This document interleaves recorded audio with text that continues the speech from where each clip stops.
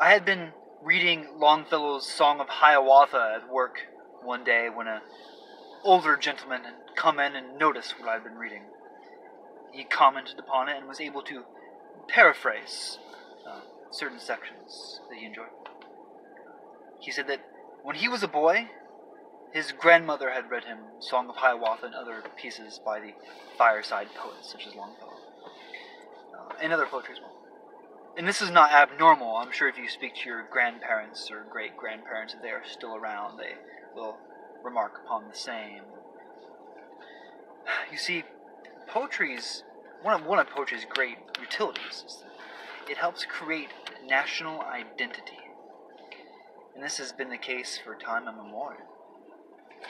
Pieces written in Rome by Horace and Virgil, they helped make who those people were. And those people commented upon that. And has continued through to today.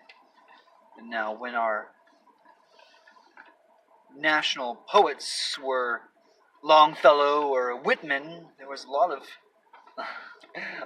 worth in our identity which we had divined from those poets. I'm sure you'll notice that in yourself, whoever you are, you've experienced the same, whether it's poetry or other art forms. The characters who you have been inspired by, the stories you've been inspired by, have helped create who you are. Well, I've certainly noticed it myself, that stories I loved once, even if I no longer like them very much, made me me. I don't know who I'd be without Howard Rourke, for example. Now, our poetry does contribute to national character. The poems we read make us who we are. So what are our poems saying?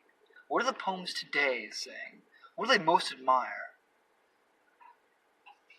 It seems to me that they admire primarily weakness and fear, timidity,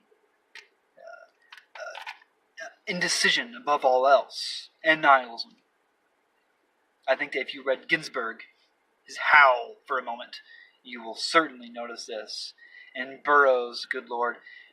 And down to the rest, the Merwins and etc. Their poems don't say a whole lot, and when they do say something, usually they're not very strong-willed. Compare that to, say, the poetry of John Donne. Batter my heart, three-person God. Who would you rather form your identity?